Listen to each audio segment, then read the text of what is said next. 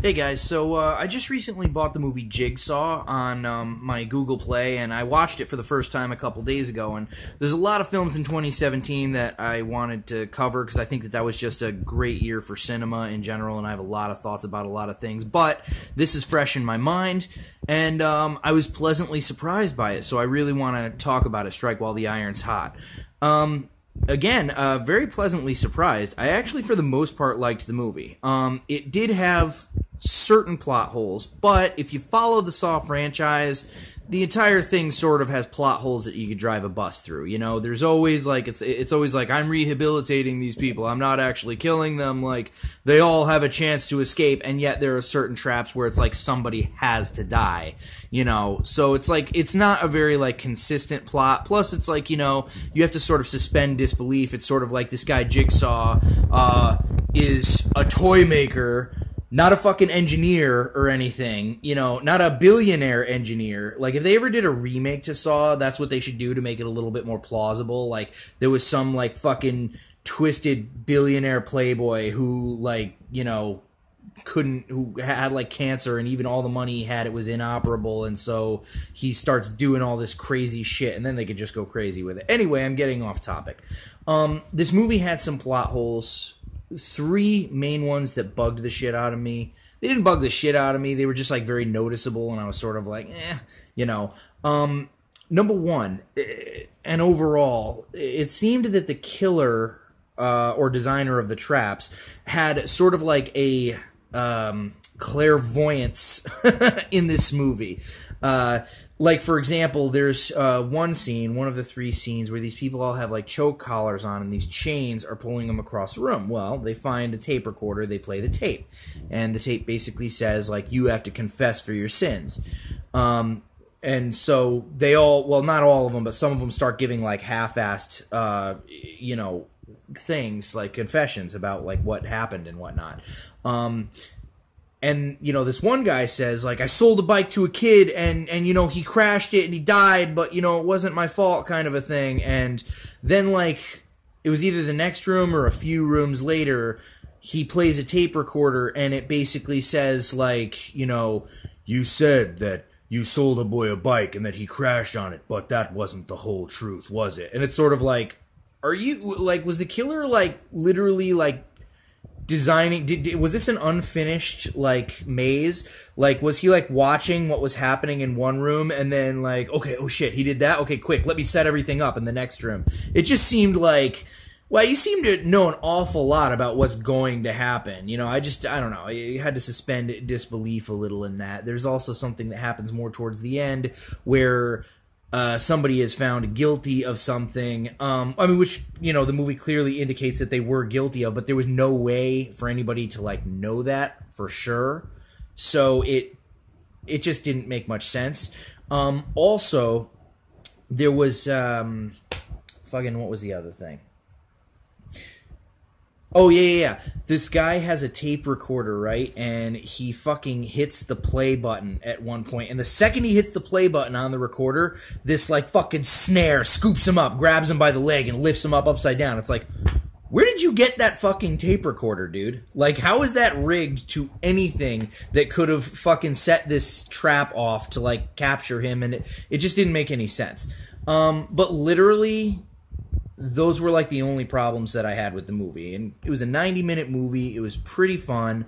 It really was its own movie. Like, the other Saw movies are sort of, like, episodical. It's like they leave off for the next one. It's kind of like watching a really twisted HBO version of Lost or something like that, where you're like, oh, cool, what are we going to find out? What flashbacks are we going to see in the next episode? Kind of a thing. This movie was its own thing, and I think that worked in its favor.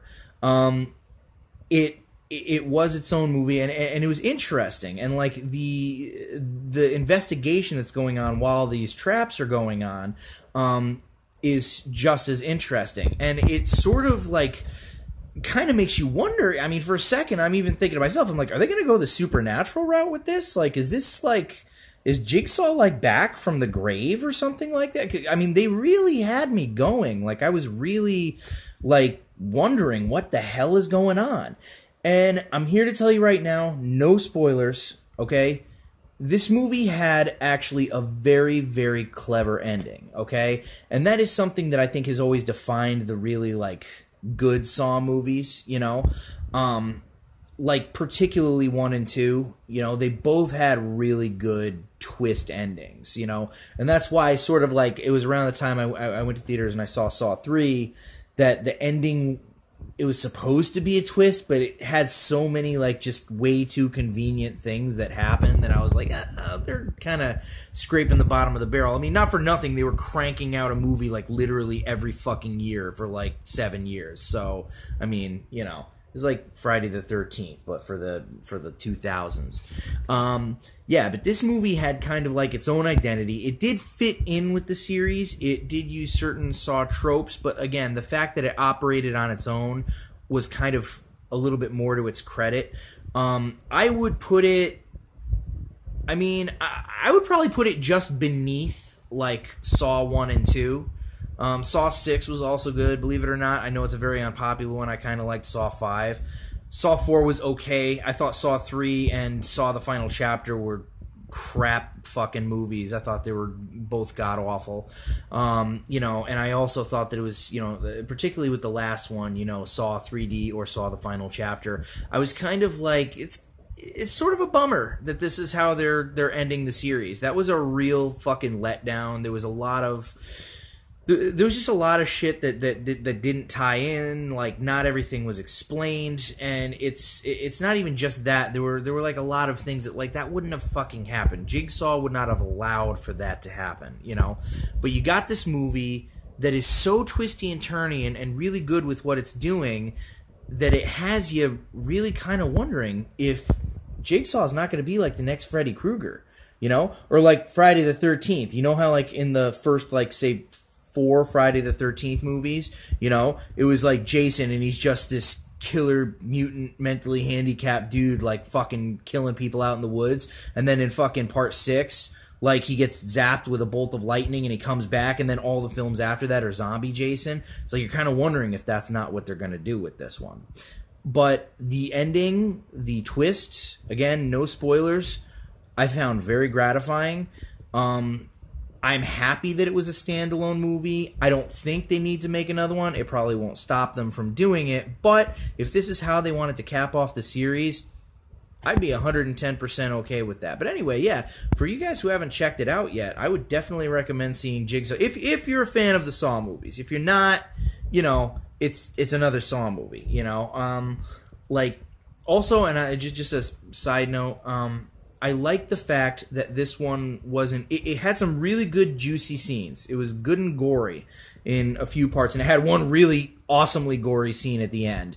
But it wasn't like part, like, 3 and 4 and 7 where they, like, really tried to, like, outgross the last one, you know? It's like, I mean, it's kind of fun going to see these movies and having, like, at least that one thing to make you go, like, ooh, oh, no, you know? Like, that's kind of part of the fun, like, stomach churning, like, oh, that's so fucking terrible. Like, you know, what sick bastard thought of this, you know? That's part of the fun. But this film didn't, like, rely on that. All of the traps were, like, relevant. They were gory enough, you know, but it wasn't, like, trying to push the boundaries of like an NC-17 or something like that. They relied more on like the actual, you know, detective story, like the actual like twists and turns and keeping the ending kind of a secret, you know.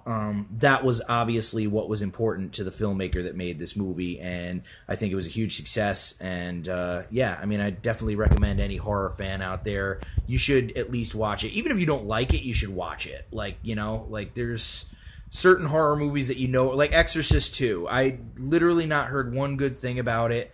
I had to watch it. I had to watch it in 2 separate sittings because that's how fucking boring it was. But I had to watch it because it's The Exorcist 2, you know. So, anyways, at any rate, what I'm trying to say is, yeah, just watch Jigsaw.